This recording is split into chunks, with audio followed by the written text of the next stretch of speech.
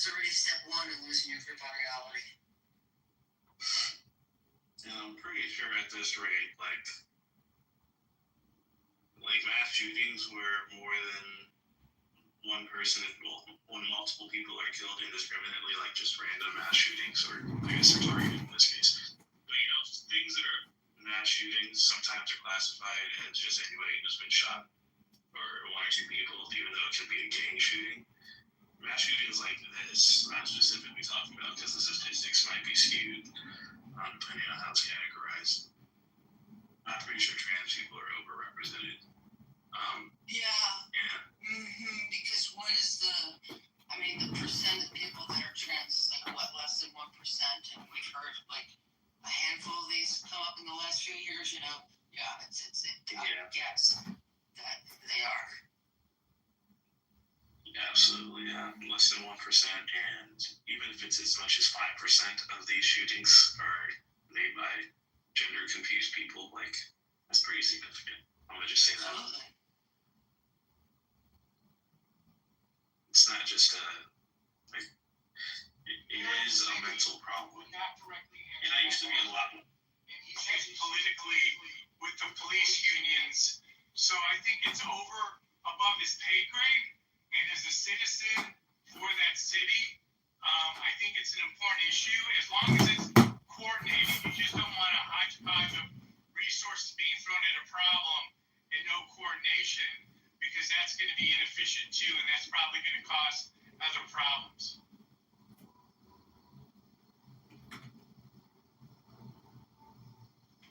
Here's the microphone. I knew it was here somewhere.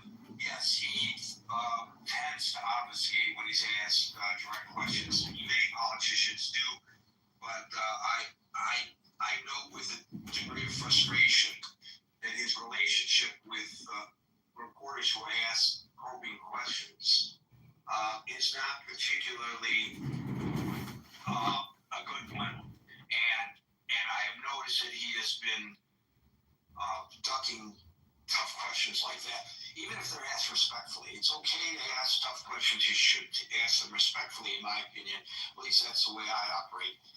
But that doesn't mean you ought not to ask the question, because you're trying to be respectful and you're free to ask tough questions. And that's an important question for the people of Chicago. Give me 2 seconds. Here's another thing that comes to mind. These National Guards. No, I don't know. Networks are being constructed into police force. And if they're facts, the anecdotal Washington, D.C. model, which makes really too soon to tell whether it could be sustained in keeping crime down to the level that it's trending right now since the inception of these federal assets. The problem is these police departments, especially big city departments, have the time I observe your vehicle create people who want to work to the point where here in New York City, and I'm not so sure I feel comfortable with this. I want to see more officers, because I believe in the presence of police as a deterrence.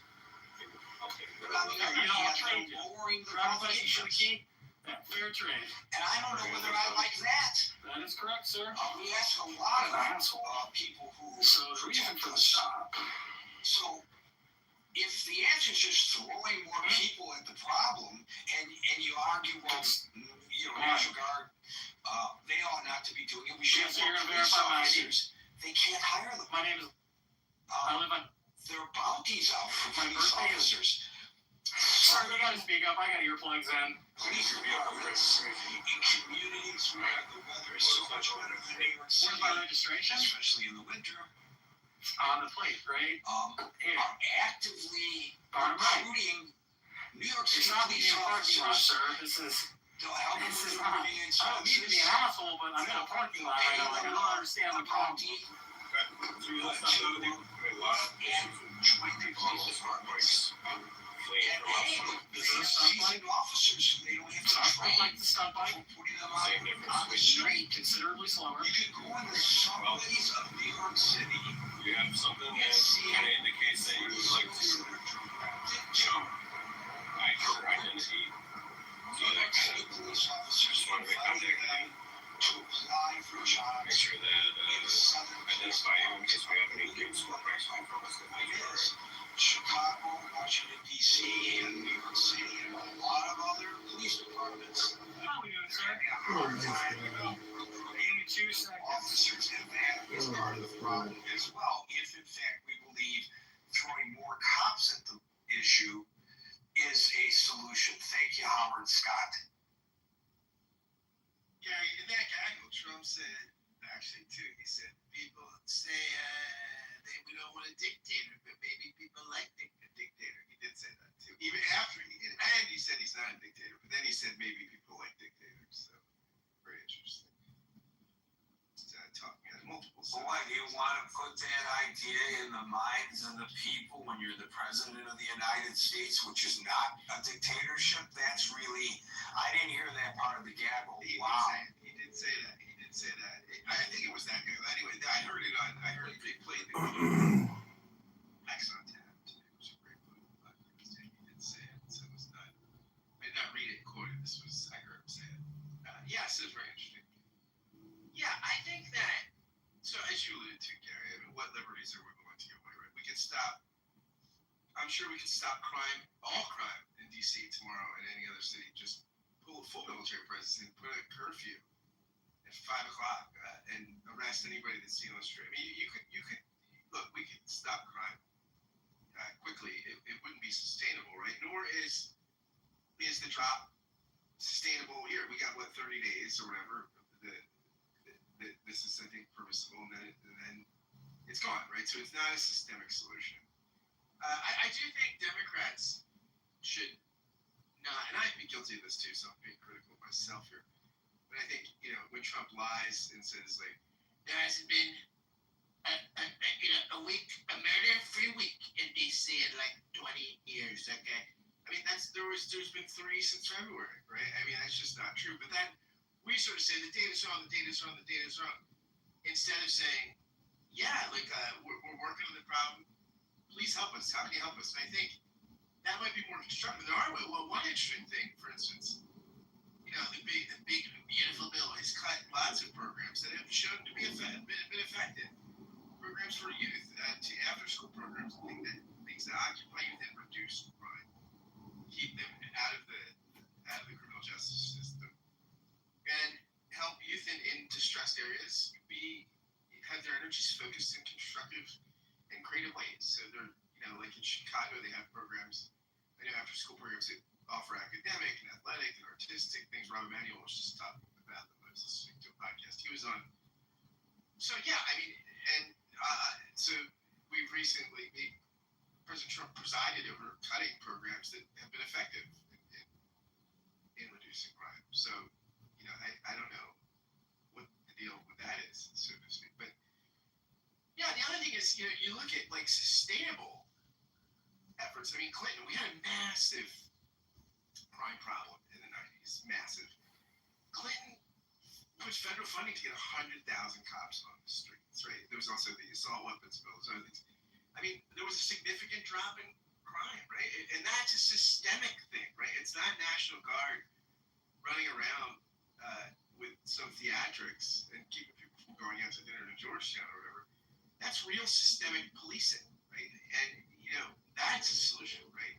If President Trump really is concerned about crime, get to the pub, put cops on the streets, community policing, walking beats, talking to neighbors, like being a constructive police presence, learning the ins and outs of the neighborhood, gaining the community's trust. Do that kind of stuff. That stuff works. It's proven to work.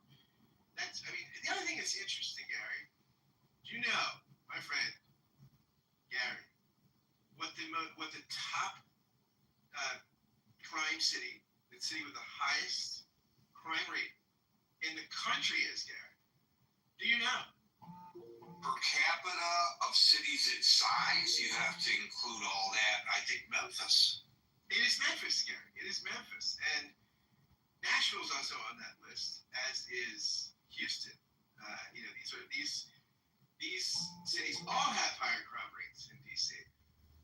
putting the National Guard there. What's the difference, right? These are in red states, right? So this is not just theatrics; it's also political. I think there's racial undertones as well. But there's these when he talks about L.A., New York, Chicago, they aren't the top crime cities. Memphis, Nashville, and Houston all have higher crime rates. Why is he talking about this? Because they're red states. Now, I'm not saying there aren't blue state cities too. If you look on the top 10 list, DC is number 10. The crime rate's going down, but still too high. But again, you could do things that are actually systemic to help that, not just do theatrics and have National Guard on the street. So, I mean, I think crime is on the decline. In some cities, it is out of control. And some cities are doing a good job at keeping that trend going the right way, right, going down. But if you want to see that trend go down more drastically, it's not going to be military presence on the street. It's going to be the good old-fashioned police work, community policing. It's going to be dealing with poverty. It's going to be educating people so they have options, so they don't turn to crime. It's this kind of stuff that actually makes a systemic difference, right? This is theater. It's theater, and I think he likes, look, he likes look at me, I'm moving. National Guard, they're coming in. It's beautiful. They come in like these with these guns. You ought to see these guys. They're big, like they have like with brook guns. Okay, look, some of these guys, they come like, wow. I look at the, I say the hood. Look at the, it's this kind of stuff, right? So I think crime. There are certain cities where it's a huge problem. In a lot of them in red states. And why isn't there a crisis with those cities? No, I don't think the National Guard is a great idea. Thank you, Gary. Well, there's something that you said in the very beginning that I don't want to get lost with all the other things that are being With all said. the profundity I utter, Gary, it's tough not to get lost. I lose myself sometimes. I know that you have trying to back me and then book me on the rational discussion for. I say I'm a headliner over at the big show. Okay, I don't do the weekend shows in Omaha. Well, I know that you lose yourself so much that you have your address pinned to your shirt, so somebody can direct you to your home if you forget how to get home. I know that, but at any rate, the thing that you said in the beginning that I think needs to be underscored is that this is a 30-day project. What happens when the National Guard leaves? It's not sustainable. So here's a couple analogies. When there is a huge snowstorm, obviously in a northern city, a crime-ridden northern city, crime takes a holiday. You might find there to be domestic violence issues because people are cooped up with their significant other, and after 5 minutes of being forced to be in each other's company, they might get on each other's nerves. But in terms of crimes against property, crimes against persons unknown to the perpetrator, they disappear. The same thing is with during COVID. During COVID, the crime rate went down because people were not out on the streets. It just adversely affected the opportunity to commit crimes. Well, the snow melts and the crimes return to those cities, and the COVID goes away, and the crime returns to all of America. So what happens when the National Guard leaves Washington, D.C.? That's really a good point. It's not sustainable. So if, in fact, throwing a lot of uniformed folks into an area that is perceived to be crime-ridden is an effective tool, we know for sure it is effective in making one feel safer. I can tell you that whenever there's a heinous crime on the subways, the NYPD and the mayor suddenly say, we're going to send more cops onto the subways, and they're down there for a week, and then they disappear. But during the week that they are there, I feel more comfortable on the subways. And so So we know that it helps in our perceptions of safety when you see a lot of cops around. Well, what's going to happen when the National Guard troops leave Washington, D.C.? That's really an excellent point. Thank you, Scott. Brian. Hi, Gary. Yeah, sustainable is a really good point. Is crime out of control? I would say yes. Has it gone down a little bit? Yes, and I'll come back to that. Do we need the National Guard? I don't think so. I mean, when you think of National Guard coming in, you think of like some kind of real emergency. I don't think we had that kind of emergency. And then on the other hand, he's threatening cities like New York and Chicago, which are large cities, Democrat mayors, but they're by per capita not the most dangerous cities. The ones that are on the top of the list are St. Louis and Memphis. They're not threatening those cities. So are you using the National Guard just to poke Democrats in the eye, or are you really meaning to do something meaningful? The reason I say the crime has gone down, I think the crime escalated when people were all about this defund the police and all that stuff. I mean, you've heard news stories about mob-like smash and grabs or mob-like shoplifting. They'd raid the stores and grab stuff and run off. And, I haven't seen that happen in the news in quite a while. But in our city, the state has recently taken control of our police department. That was arguably whether it was wanted or not. I don't know. What city it's in, Brian? St. Louis. And it's already got control. It's had control of Kansas City. You still don't see much difference over there either. So I don't know if that was a political thing or if it really did. And I'm presuming that since you're in St. Louis, when you refer to Kansas City, you're referring to Kansas City, Missouri. Right. Okay, because you have to make that distinction. Yeah, thanks for pointing that out. Where was I? But yeah, I mean, crime. I don't really know what DC's like. I don't live there or get their news much. But in St. Louis, like when the National Guard first hit the streets, especially when they didn't have weapons, I was kind of afraid. I'm really surprised no incidents have happened. If they were rolling into St. Louis, I think that would be a different story. These people out here, they don't play. I mean, we've had people on the highway getting shot by straight bullets with rolling gun battles. I mean, there's places I wouldn't go on a bet.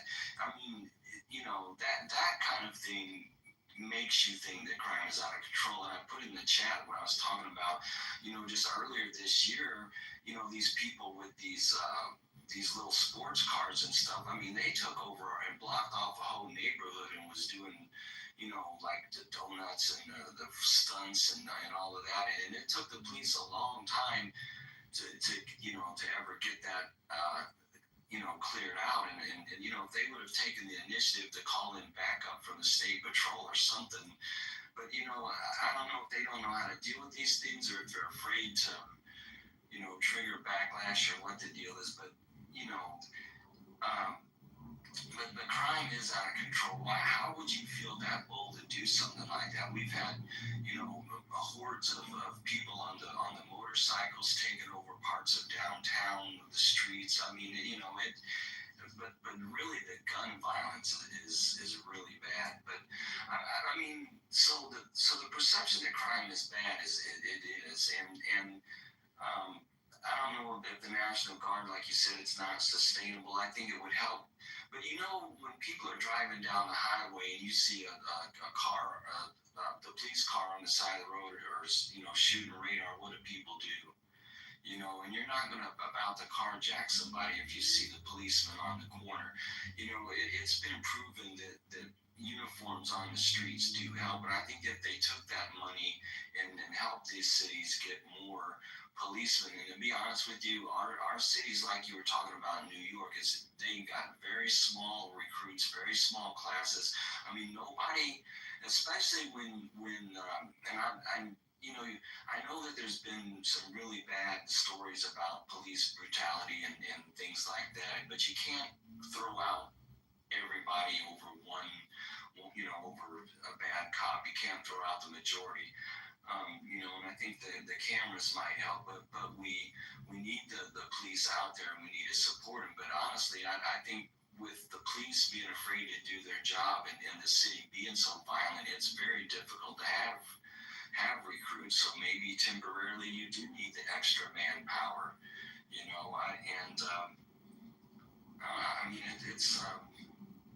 I didn't see anything or hear anything in the streets that would warrant the National Guard, but there definitely has to be something done about the crime. And if one thing, if calling out the National Guard changes the mentality of crime prevention, maybe that in itself might help something. I'm not totally against it. I think would I rather, walk through these neighborhoods that I'm talking about, I wouldn't go to on a bet.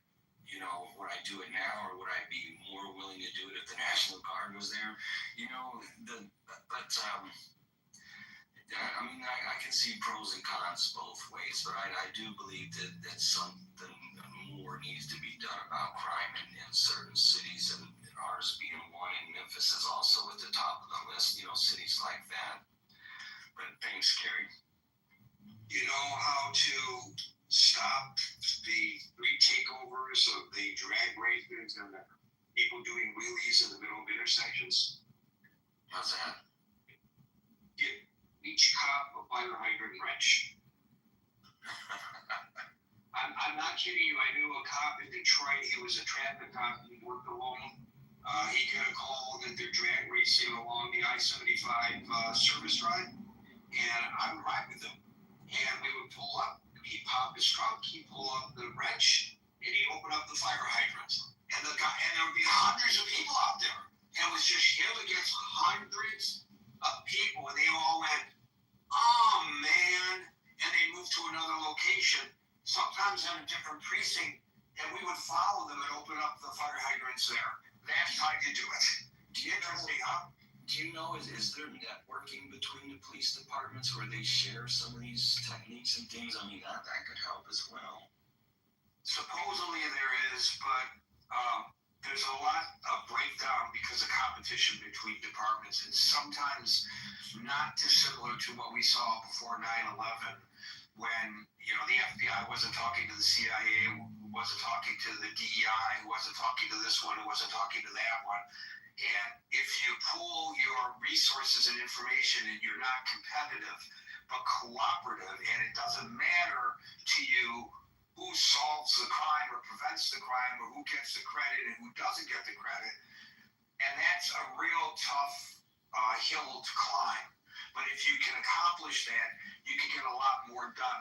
When I was a reporter in Jackson, Michigan, at the Jackson Citizen Patriot, I was on the public safety beat, and that meant every morning going to the Jackson City Police Station, then to the Michigan State Police Post, and then to the Jackson County Sheriff's Department, and go over the reports, looking for stories to put in that day's newspaper, the crime blotter stuff. It was really grunt work. It wasn't real good reporting or anything. However, in so doing, I noticed a crime pattern that the law enforcement was totally unaware of, because it depended on which police department responded to it. They just didn't, any one of the individual police departments, see enough of it to recognize a pattern. I recognized the pattern. So when I would go to the sheriff's department, the undersheriff really hated the news media. He would come in early in the morning just to meet me and sit there and scowl at me when I went over the reports. So who did I decide to give my revelation to? Not to the city cops who were nice to me, not to the state troops who, by the way, in Michigan, they bend over backwards, the Michigan State Police, to cooperate with the news media, and that gives the impression that they're a terrific police department. It's just psychological. It works perfectly well because reporters are human beings too, and they want to be treated nice. If you're not treated nice, You bristle when you look for things. Just human nature. So it works.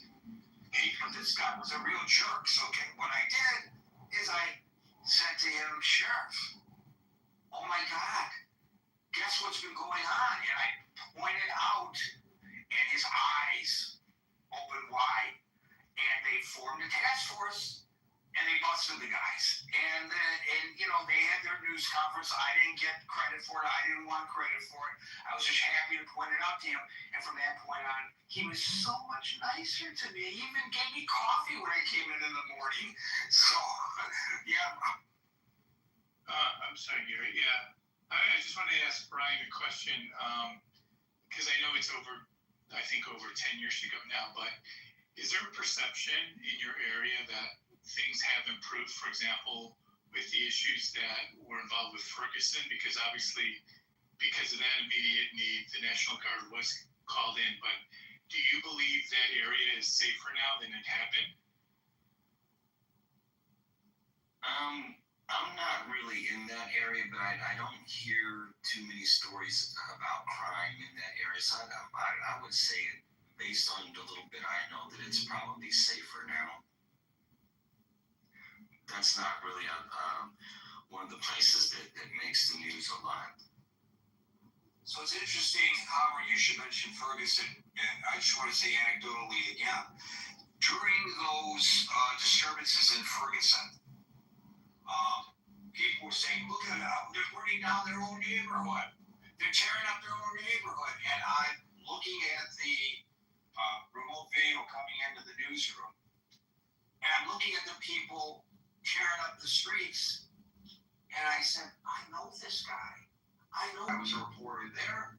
I bumped into some of them during the George Floyd protests here in New York City. Hey, Gary, you know, they didn't care that I recognized it was somebody that I knew from Detroit. They were professional agitators causing the problems in Ferguson. So I asked one of our reporters on the ground, check the arrest reports tomorrow and see how many people actually live in Ferguson who are arrested. And I don't remember the exact numbers, but the vast majority of them were not just not Ferguson resident. A lot of them were St. Louis as well. But except for Ferguson. But a bunch of them were from out of state. But the perception, again, becomes the reality, and people watching on television would say, what's the matter with those people? They're upset that the cops killed this guy, and then they go burn down their own businesses? What a bunch of idiots. Well, actually, it wasn't, by and large, them who were getting arrested for looting the businesses and setting them on fire. It was people from outside the community. Kind of interesting. Linda. Hi everyone, good evening. I really think this is a very good topic, Gary. You always come with the really good topics and you bring both sides of the argument. You look at all points and you bring some facts about, crime has gone down. I'm really not sure how I feel about the National Guard being out in DC. I live in Cincinnati. We did have a problem with gun crime and violent crime. We had some problems with downtown. And then I'm from Dayton, or I live in Cincinnati, but I'm from Dayton, Ohio. We had a lot of issues with crime downtown, rioting, fights, and the donuts in the middle of the street. So the police brought a heavy presence to, stop that. So it is a fact when, you have uniformed people out walking the streets, that their presence does something, people tend to avoid committing crimes. On the other hand, like you said, if I'm seeing the National Guard all outside and a bunch of police, I'm kind of more afraid to kind of go out. I'm a little bit nervous. Not saying I would commit a crime or anything crazy, just to see that, to see all these guards or National Guard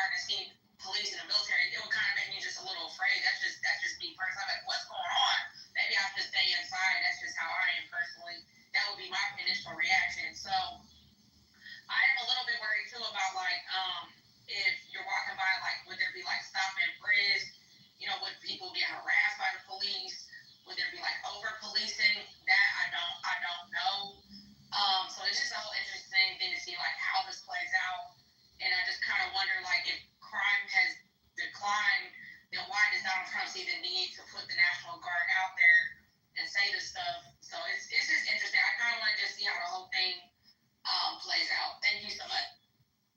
Politically, it's working very much in his favor. If the polling data that I posted yesterday to the chat linked above is accurate, that people are, a majority of Americans are thankful that somebody is doing something, and the somebody doing something is Donald Trump. They believe that they've elected a sheriff and that the sheriff was needed. And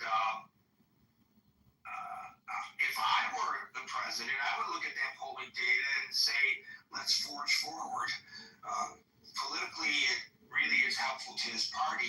And the other part of this is, and I don't think that the polling went this deep into it, but this has got to be injurious to the Democrats. All of the conservative commentators are talking about how, and by the way, Howard is absolutely correct, nobody is out supporting crime. Oh, I want crime on my streets. But the conservative commentators are talking about how the Democrats embrace crime, that they're protecting the criminals and not the law-abiding citizens. And finally, the Republican president of the United States is doing something about it from a political standpoint. This is a major supportive point, I believe, going into the midterm elections. And if I were a Republican strategist, I would encourage the president and the party and the conservative pundits to keep beating that drum. I think it's just, I'm not saying that it's a good policy. I'm saying that from a partisan political perspective, it is a big win for the Republicans. Something to think about. Thank you, Linda. Thank you. Thank you. Les. So crime has been going down since at least the 90s. And I grew up in the south side of Chicago, and I can tell you The baddest part of town. Did you know Mr. Leroy Brown? And there's another song that talks about the east side of Chicago, which of course is Lake Michigan. The only fishing was there. But anyway, I'm just saying that crime has been going down since at least the 90s. And there's a bunch of different factors. One is demographics. Old people and walkers don't commit as many strong arm robberies. And we have cameras all over downtown. So, people behave better when they're being watched, or they believe they could be watched. And people don't carry around as much money. And there was a blip where that turned around at the time of the things like the George Floyd riots and stuff, or whatever, where people were saying, and police don't feel like you have their backs. They have to make these fraction of a second decisions, and they want to have the feeling that the civilians are behind them. Otherwise, nobody wants that job. And that's, I believe, why they're having trouble getting people. Now, they should be getting people locally. I guess they're having some trouble with that. But just to, as you said, Gary, just to temporarily bring in someone for 30 minutes won't have a long-term effect in crime. And, you've got to do something permanent to have a permanent effect.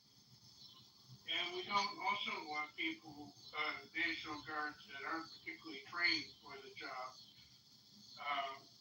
We're not a South American banana republic or Iran. We want to have a local police at the top that is accountable to the voters. Clearly, if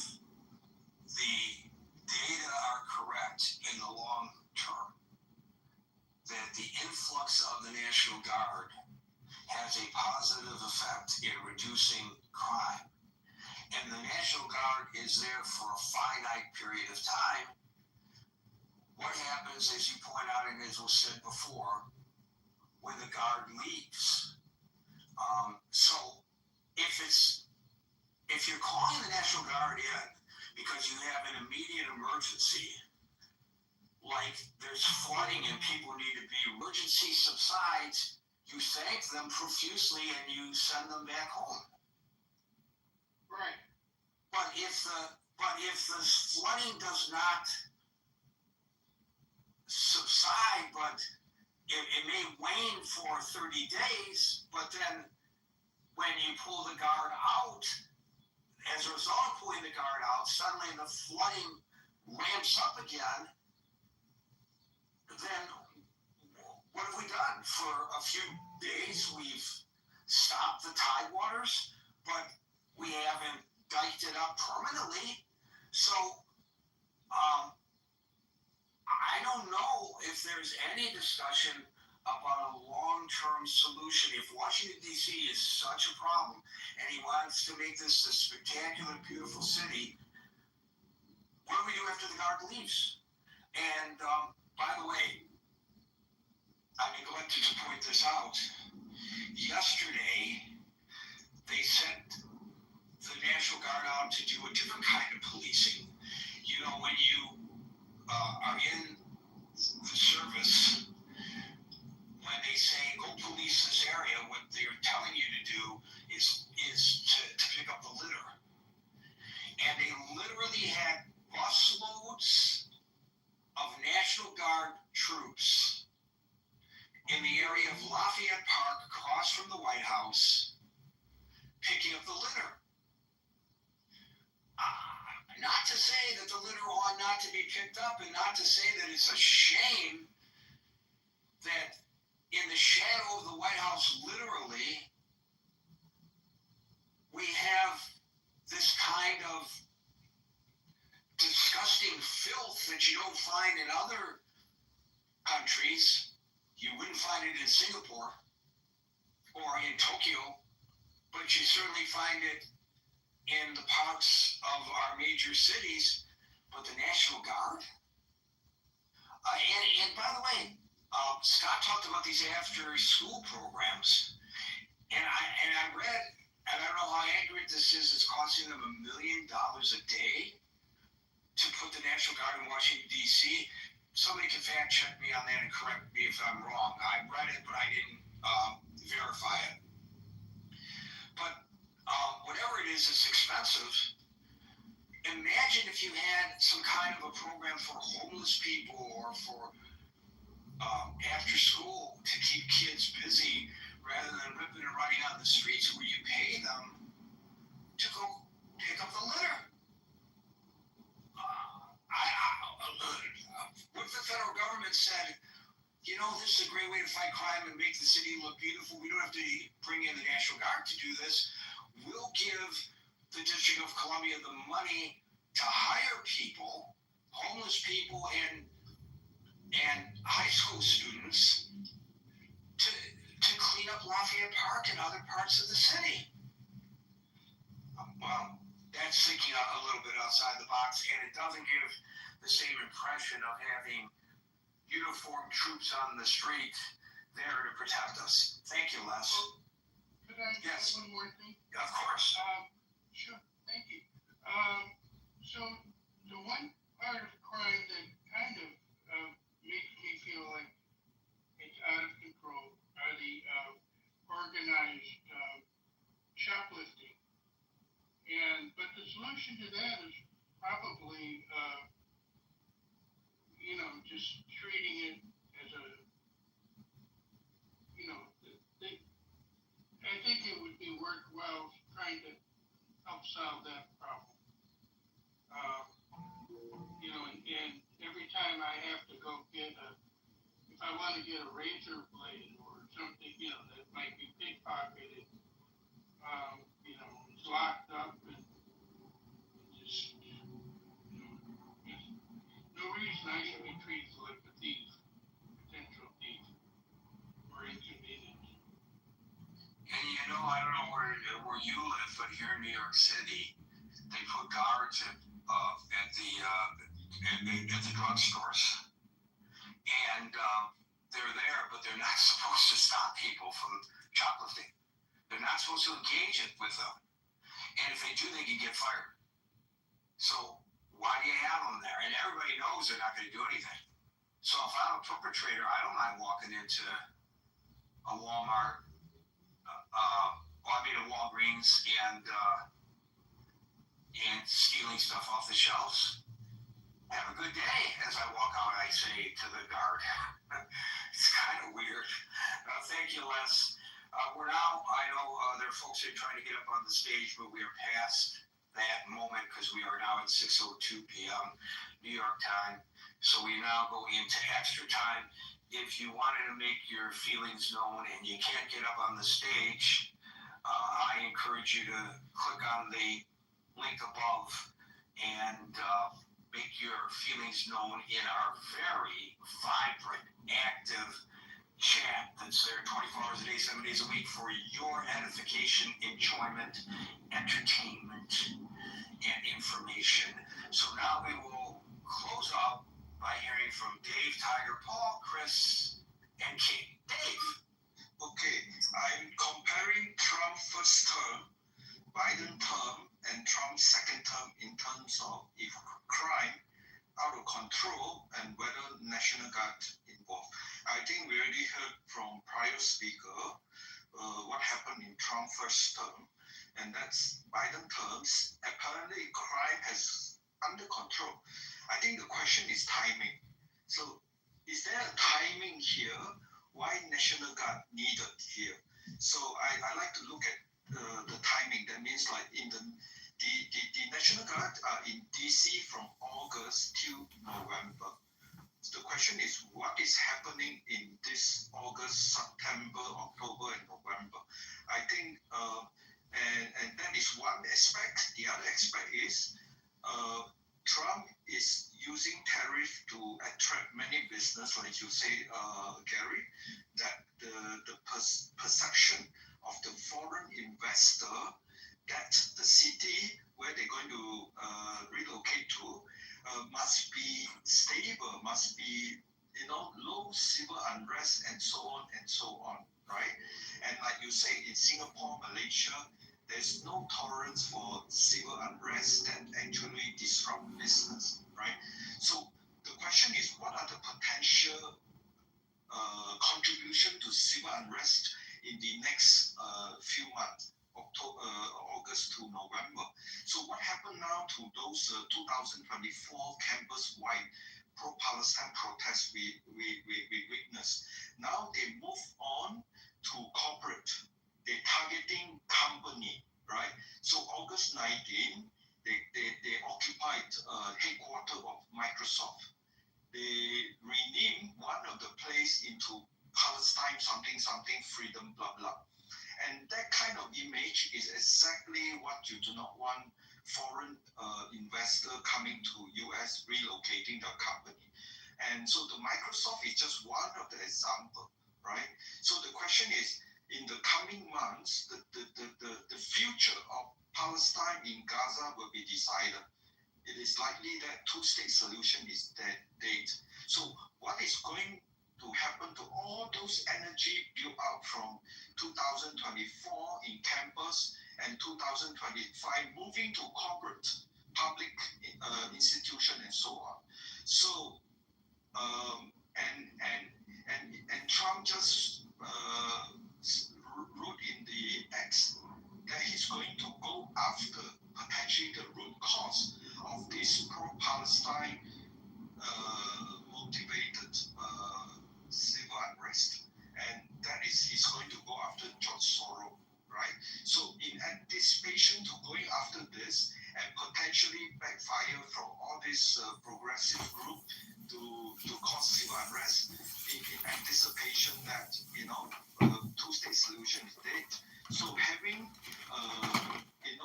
National Guard is a good deterrent. So the question I'm trying to say is the time. During this time, it's good deterrence, at least for the next year, that any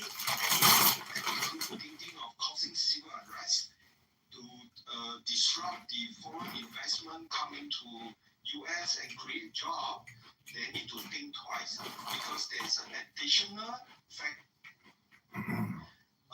Not only the local police, maybe some of them they already know so well, but this unknown factor coming from National Guard. That's it, Gary. George Soros just celebrated a week ago his 95th birthday. What are they going to do for a boogeyman when George Soros is no longer on the scene? His son, Trump support him as his son.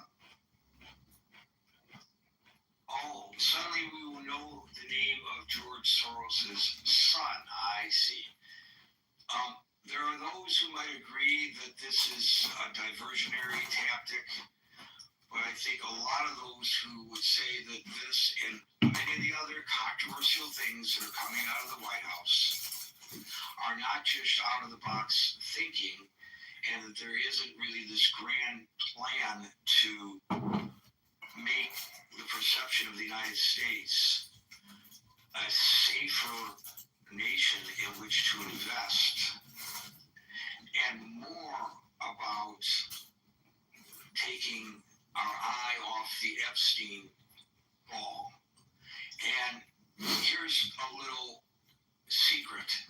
The reason these multinational companies, even if they are registered in the great state of Delaware and are thereby quote-unquote American companies, the reason they invest overseas is because the cost of labor is less overseas. And so they are not patriotic American citizens wrapped in the American flag, willing to make a sacrifice for the benefit of the United States by reinvesting in the United States of America, because their only loyalty is a fiduciary loyalty to their investors, whether they are a private concern or a public concern that has to worry about the stockholders. The bottom line is always the bottom line when it comes to business. So I don't know really whether your observation, which may be accurate, which I know you make several times when you come to the stage, and that's fine, I don't know if it really holds. And I'll give you an opportunity to respond to my response to you. I think this projection of safety is not only important for US. Like you say, Trump is the only sheriff is going to do something. Now, I'm quoting UK. Many people are quoting Trump now. He's going to make it safe. And he's the only one is doing something. So what Trump is doing is not only good for America, it has a ripple effect to European country. So what I'm trying to say is beyond investment and also protection of Jews. Because in the coming months, when the two-state solution is over, and we will see example like Robin Weston, right, in office, his weapon is all about killing Jews, killing Jews, killing Jews. So just having National Guard perhaps give an additional deterrent, thinking twice before doing some stupid thing like that. Well, as I said at the onset, perceptions are the reality. I just checked and I was surprised to see that the top two nations, $1 trillion each, that the United States companies invest in are not third world nations. The top two are the United Kingdom and the Netherlands. I find that to be quite interesting. And there are reasons behind that, but that blows my perceptions out of the water a little bit. Thank you, Dave, and we'll now go to Tiger. Yeah, well, first of all, I don't think the National Guard is the best way to fight crime, but, I think we can all agree on that. But it is one way of fighting crime. Donald is trying something. Let's just monitor if it works. We can have the same discussion in a couple of months to see if that was, in any way beneficial. But I guess what I really want to say is, why would Americans only talk about this when Donald Trump is doing this? And why would many Americans, would only talk about crime as a way to bash Trump?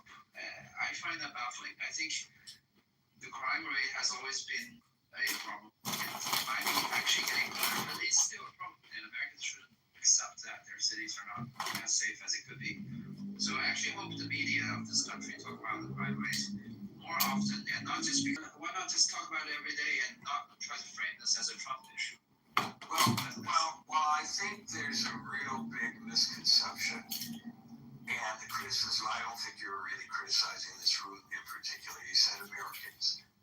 But there's a perception that when I pick among several people who have articulated this to me, that when I pick these topics, I'm picking the topics for the express purpose of bashing the President of the United States. Because they come in here and they hear so many people being critical of the President. But as you know, Tiger, because if I did screen, you might not make it out to the stage to begin with, right? I don't screen the callers. I have no idea who's going to come into the room at any given day, who in the room is going to raise their hand and come up onto the stage. I do not deny anybody, including known trollers, from coming up onto the stage. I allow them to come up onto the stage. People send me back channel messages. Why did you let her on the stage? She's a comedian and she's just trying to do her stand-up. Or why did you let Kitover on the stage again? Because so many people, they don't like how he operates. The gentleman who's running for Congress in Illinois, they don't like how he operates in the clubhouse. I don't keep anybody off the stage. And I try to frame the discussions based on discussions as Trump. He's the president. He is making certain policies, making certain pronouncements, issuing executive orders, meeting with certain world leaders and making commentary before, sometimes during, and after his meetings with world leaders. All this is newsworthy. He's the president of the United States. Let me finish. I let you go without interrupting you. Well, not all. So, today did I interrupt you? No. I'm just okay, saying. So don't be rude. So, I'm sorry. That's not. So no, yes it is, and it's fine. So, if you notice, if you were here in the beginning,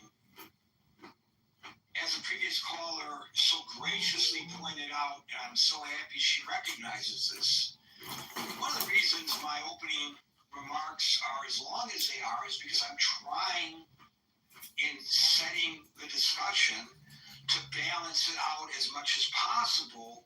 We're trying to be critical thinkers here.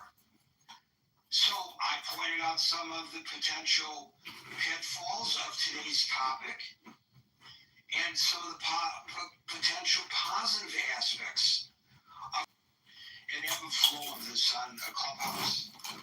Alan, who's been with me from the very beginning and before when we were on Pal Talk before coming to Clubhouse, can tell you, when we first opened this room, it was all MAGA people coming in the room. And the liberals couldn't hardly, they felt uncomfortable. Everybody was supporting Trump. Everybody was supporting Trump. I don't control who's going to come up onto the stage at all. And this is a matter, and all of the matters we discuss here are matters of grave concern in our society. If people believe that the initiatives that the president takes are in the aggregate injurious to the nation, they're going to come up on the stage and they're going to critique him. Now, I've been at this on social media for, oh my God, if you stop and think about it, 25 years I've been doing this. 25 years. Is that right? Have I been doing this 25 years, Alan? Has it been that long? Not obviously on Clubhouse. Clubhouse hadn't been even conceived.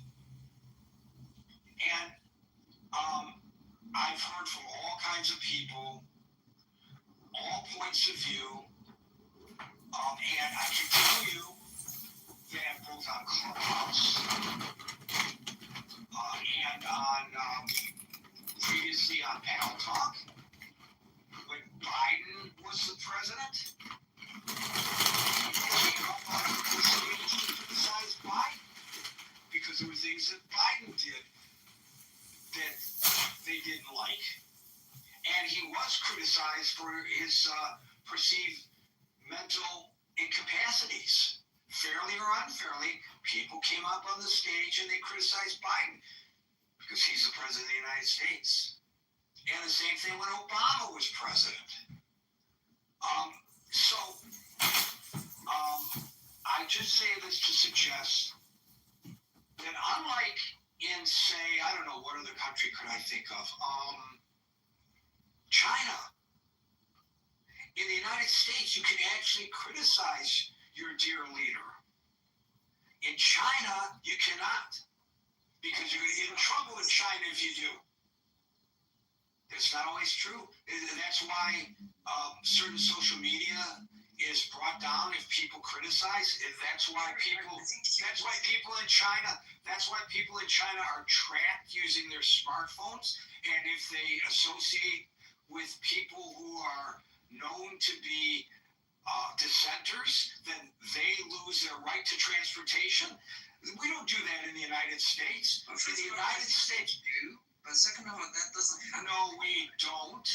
And yet, secondly, it does. It's documented. You can deny it all you want. It happens in China. In our country, it is actually patriotic to criticize your government.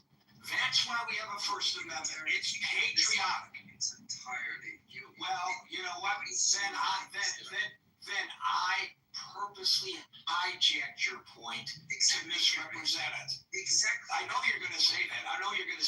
No, but don't come on here. Don't come on here and criticize people because they are exercising. Not me. Don't be an alligator. Open your ears. Don't come on here and criticize people for expressing their criticism of the President of the United States. Perhaps your frame of reference with regard to that is different than those who grew up in the United States of America. Yeah, let me respond a little bit if you could. So I guess a few days ago, Anson opened a room, and the title of the room is "Who's Responsible for the Chaos in America?" And the four options are the Democrats, the Republicans, the people, and the media. I guess if I'm criticizing anybody, it's the media, and you're right. Wait a minute. Are you saying that there was another room that did this, or are you saying that that's what we did in this room? No, it was Anson's room. Oh, I don't care about other rooms. We're way off topic. No, the point I don't care anything about other rooms. And I don't care about your criticism of the media. The media is not a monolithic group. For God's sakes, and you know that. The media. There's no such thing as, it's like the internet says that the internet is so happy about Tay-Tay and Kelsey getting engaged. No, the internet is not a person. The media is not a person. The media are varying groups of news organizations. So, if you say the media, that's all inclusive. So all I have to do is find one example, contrary to whatever argument you were about to make. But once again, Tiger, I allowed you on the stage knowing that 9 times out of 10, you're going to try to change the subject to one that you want to propagandize. And once again, you tried, but failed. Try again tomorrow. Paul, Chris, and King. Paul. Good evening, sir. It's 11:22 in the evening here in the UK, so I've stayed up late, especially Gary. All of that just And we appreciate you for doing so because you are a terrific contributor, Paul. Thank you very much. And all of that just to hear Scott's poor impression of the president as well. Maybe that should be against the law. Anyway, a couple of points I wanted to address. I'll keep it brief because it is getting late for both you and me. One, statistics in terms of crime statistics.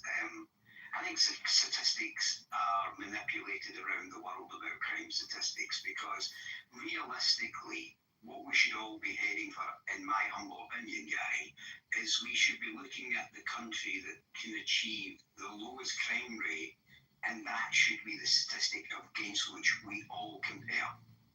Because ultimately, as you said earlier on, and someone else said in the room, I don't know anybody that actually supports crime. The best statistic in the world, and we should say, how do we get to that or beyond that for our individual countries? So Iceland, according to the Global Peace Index, the most peaceful. Yeah, I love my family. I'm just saying that, it's very logistically difficult. Unless, if I could get a free loan at any bank in the world, I would probably take my little kids too. Well, yeah. Well, if you can afford it, you can't. That's the reason why you found a loan. What's the menu for it? I've seen it. It's on YouTube. I can look it up. What is it? You just tell me. There's like a menu for it. It's like I need a halal loan or something like that. There's a word for it. It's like an interest-free loan. Not sure what. That's a Muslim thing. No, they don't even do interest. Period. They don't do No, loans. they don't do interest. They HSBC was the first bank that came up with a Muslim branch. Diego, you know damn well that the Guidos will do a fucking interest-free loan. It's a favor. You'll get money, but they'll do a favor down the road, right? It's called a Kemachim loan. What is that? A Jewish thing? Yeah. I don't know how to pronounce it. G-E-M-A. It's a Jewish thing, according to a Nazi sympathizer. But No, what Mike, is you're that? an Asian guy talk about it. Is he a Nazi sympathizer or a Nazi? That's his call. I don't think There's there are only any one more Nazi real in this. Yeah, I don't think there are real Nazis anymore. sympathizer.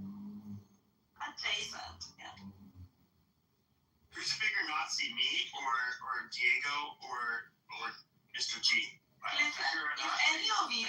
if any of you would ever call yourself a Nazi, like Hitler would be very, very disappointed in you. You both are faggots and you don't understand the Nazis well enough, so I think that would be an embarrassment to the Nazis. Well, I'm not German. Why would I join fucking Nazis? No.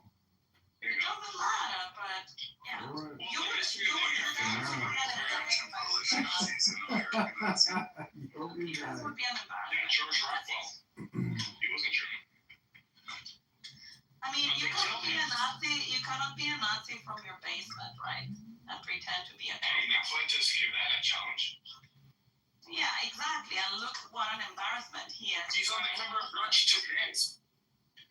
On the what? On the cover of what? He's on the cover of the New York Times, on the news right now.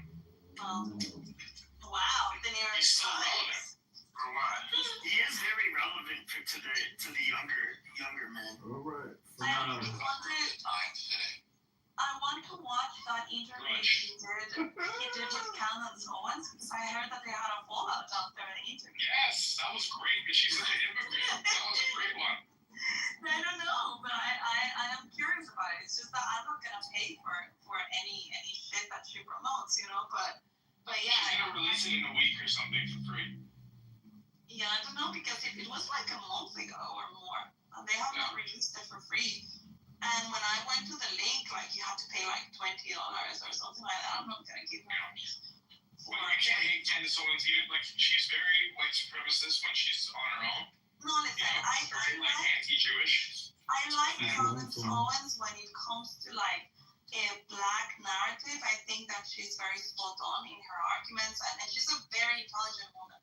However, I don't know what the hell happened to her, but she's buying into every single conspiracy theory. Well, she's right about She doesn't even bother like checking the details of the things that she There is something that happened to her.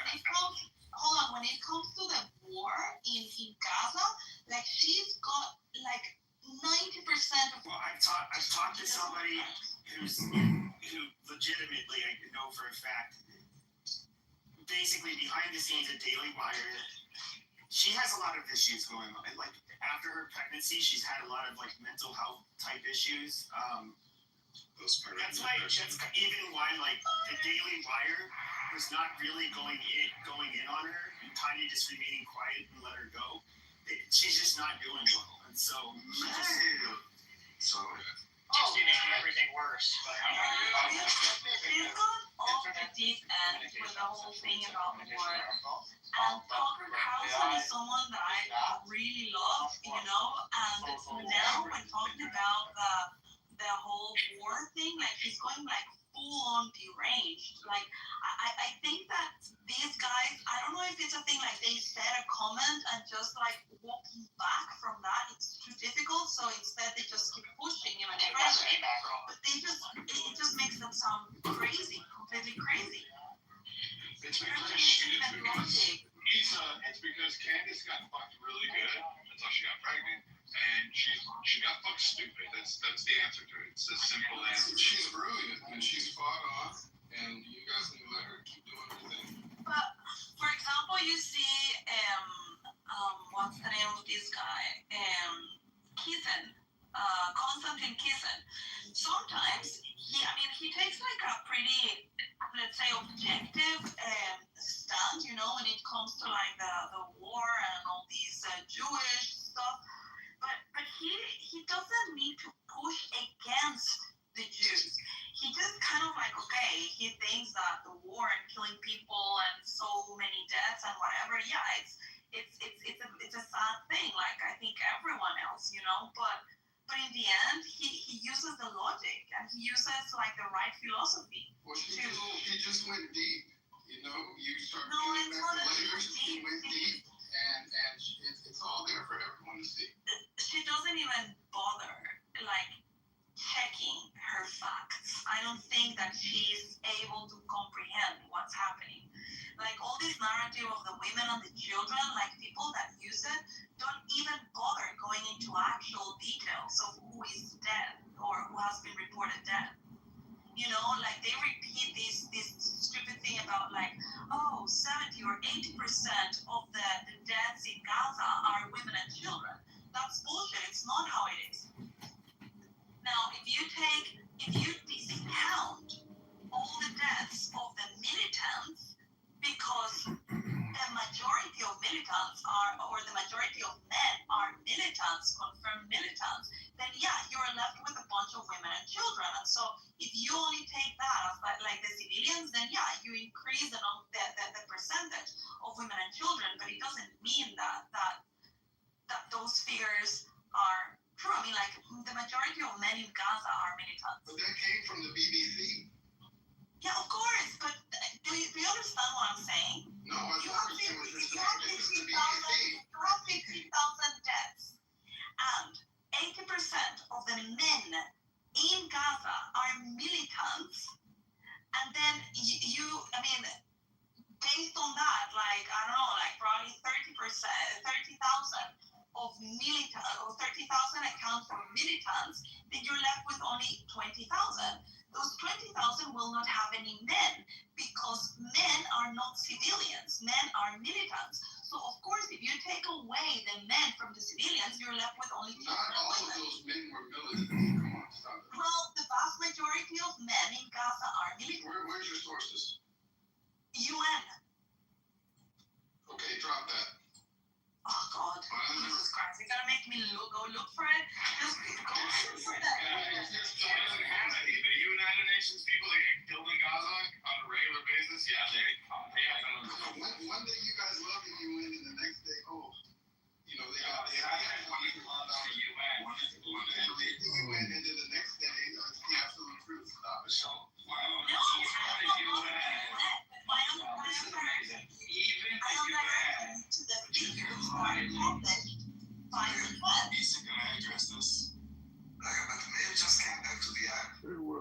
Oh, he was off? Kicked I out. don't know. Didn't Mayor follow me back? Oh, No, I wasn't yeah. kicked off. I'm just busy. You know what I didn't have it. It wasn't kicked out yet. He was on the line. Oh, Wait, where I are don't you? know. I've been off. I've been 28 days off, Meyer, so I don't know if you were around. What's you doing, Sam? It was almost like nothing changed at all while you were gone. Yeah, like that's talking about the news. It's horrible. No, I haven't been in rooms like this for a long time because you deal with retards that say things like, but it was in the BBC, so they can lie. The BBC lie too. And then when you tell them even the UN. So when you're dealing with that level of low, We got them quack on Clubhouse. Come on. I am explaining you she painfully explained to you why the numbers are manipulated, and your response was, well, the BBC also manipulated. No, I said, well, if there's That's the level. she says, you're gonna make me go post my source. No, she said the UN. You like That's my plan. No, she said the UN. You like UN is not Where's the source? even the UN. There were resources regular. Where's the source? Never mind. You go ahead and do what you want. If you're that retarded, stay retarded. Where's the source? Oh. What's up, Can Sam? I complain? Like, on the BBC. It doesn't work. Like, you need like people to like feed it to you. Like, someone needs to say it, and then you say, if this person said it, I believe it. Why don't you kind of analyze like multiple of like data points and come up with the conclusion yourself? You want to talk about it? We can talk about it. Like Hamas, for example. There's a source that supports anything. It's a conversation. I'm telling you. Hold on. You know that, once again, you know that Hamas is the government in Gaza for the last 2 decades, right? This is like a fact. You don't need a source for this, right? Funded by Israel, yes. No, and hold on. The source is the raw impact. Oh my God. When you're not dealing with retards, funded by The Israel. source is the raw. Yeah. Oh my God. Yeah, it's retarded. Israel is retarded. Like, you know, I'm telling you about Hamas, like, funded by Israel. It's like, I am not repeating something that. No, but he's not talking about sources.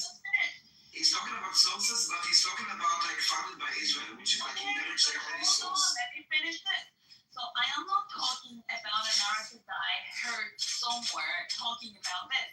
I looked at the UN raw numbers that they were claiming, and then you see the amount of men, the amount of militants, the amount of women, the amount of children. You just need to see the data. And yes, when they talk about 70-80% of women and children, what it does is because they took away the men from the civilians, because most of the men are militants, then yeah, you're left with no men civilians. So that is what pushes up the percentages of women and children as civilians. There are no men civilians. How many members of Hamas are there? You don't need to have a membership card in Hamas, okay? And this is what you don't understand. Hamas is an ideology. They are being the government of Gaza for the last 2 decades. Teaching. Okay, so it's a retarded conversation that's going on. You guys are like, you're incapable of having like a nuanced conversation. It's so triggered. It's retarded. It's just retarded. Yeah, the BBC, go watch it. Go watch it. They don't only need the source of the information, it's like what you were saying, like they need also the food served, but also chewed. No, they need to align. Chew the food for them so that they don't. No, it needs to align. It needs to align with what they already believe. If it will be like whatever it's the case, it's a Zionist media or it's a Hasbara or Zionist propaganda or like incredible sources. We are not. You know, hold on. Give me a minute. Hold on. Isa, one second. Give me a minute. So you only care about credible information. You said like a minute ago that Israel is funding Hamas.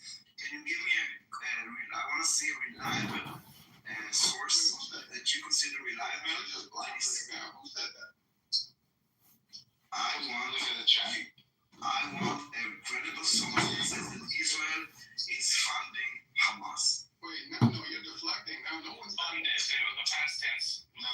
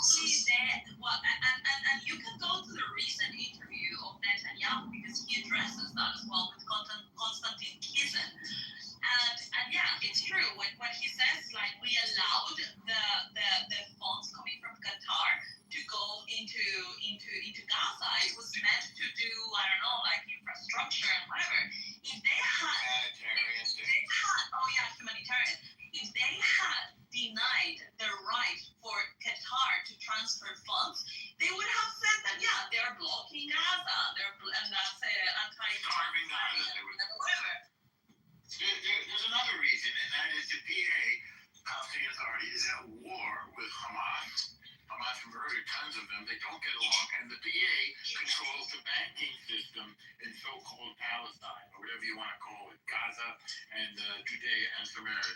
So there's no way to get the Gazans any money except to go through Israel. And Israel allowed it to happen because they thought that this would be something that would create an alliance between Israel and Hamas. In other words, we're going to allow you to do what you're doing and you're going to allow us to do what we're doing. But there was no collaboration when it came to building the tunnels or to creating terror or to attacking Israel. That's sort of ridiculous. So yes, Israel was dealing with them because they had no other way to receive money, and Arab nations wanted to fund them, and Israel also wanted to keep things cool with Qatar. It's not like Israel funded Hamas. You get it? Exactly. So It's not Israeli money. They just facilitated the transaction. Middleman did, if you will.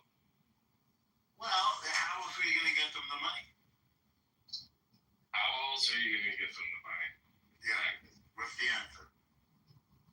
Only So, through I mean, if they Israeli banks, hadn't allowed that, Diego, you would be like, oh, Israel is abusing the Gazans because they are. Israel is abusing the Gazans. Can we read what he put in the chat for him? So in the late 2010s and the early 2020s, Israeli officials encouraged Qatar to give aid to Hamas and approved the transfer of money from Qatar to the organization. Israeli Prime Minister Benjamin Netanyahu had said that the aid transfers were allowed for humanitarian reasons. Israeli intelligence officials believe that the Qatari money contributed to the success of October 7th. So you basically put something in the chat and tried to make everybody believe that it said something else. Yeah, it's not you skill that everything that happened in the 70s and 80s. Hamas wasn't alive in the 70s and 80s. As a matter of fact, it was. No, it wasn't. Oh, okay. What point do you want to make about the 70s? No, the Hamas didn't exist as such in the 70s. It was formed in the middle to late 80s. I think it was 88 is there. Well, I think 88. Founding. Yeah, they got into government in the early 90s, right? No, 2006. Or No, 2005 went out and Yeah, after the... it was right before Israel left. No, it was after Israel left. after they took over from there was an election. They left in 2005 and then Hamas got formed and took over in 2006. No, they were formed in 88. No, they took over. They were They were elected, elected. yeah. They were Violently elected. But he's upset that there's a new coffee shop opened called Nutella, and it's and his problem was with the name that is designed as he's showing like it's a brand new a coffee house with the Nutella kind of logo, and he's upset. Not that that it's like a new coffee shop opening, like having the opening launch today. It looks very good, but the name that it's on the BDS and yada yada yada. And why is it on the BDS? Because Nutella has presence in Israel, meaning that they sell products in Israel. I heard about this cafe. People were complaining that the portions were too large. No, it's a serious thing. I can give you the Instagram account. You can check out the updates from the coffee shop. Too much food. Is it considered a rooftop patio since there's no buildings? And and the people there are the Pro-Malis are telling him delete the post. You are really Legitimizing our hate towards Israel and Jews, yeah. And those are people from Madrid and from he's from Gaza, yes. And those are all kinds of Pro-Malis from all kinds of places. They're telling him delete it and you are a traitor and whatnot. There are a lot of videos. He took a picture in Gaza and he's a traitor, for fuck's sake. There are a lot of reviews of restaurants that are open in Gaza right now, and there's some good ones. And there's video of them too. There's some really good ice cream shops. So in some areas are like this, but some areas are completely destroyed. I mean, that is true. So the thing about the soldiers is, and that Issa was discussing, that people have not elaborated about is that there have been many videos on YouTube that were put out by Hamas themselves, also put out by the Associated Press and CNN and whatever, showing the summer camps that were mandatory, where Hamas took children and trained them to be soldiers. So all of the children that are being trained to be soldiers in those videos are more than likely waging this war right now. And this is something that seemed pretty mandatory for both the males and females. And it also seemed because the women went to like Islamic camp and the boys went to soldiers camp.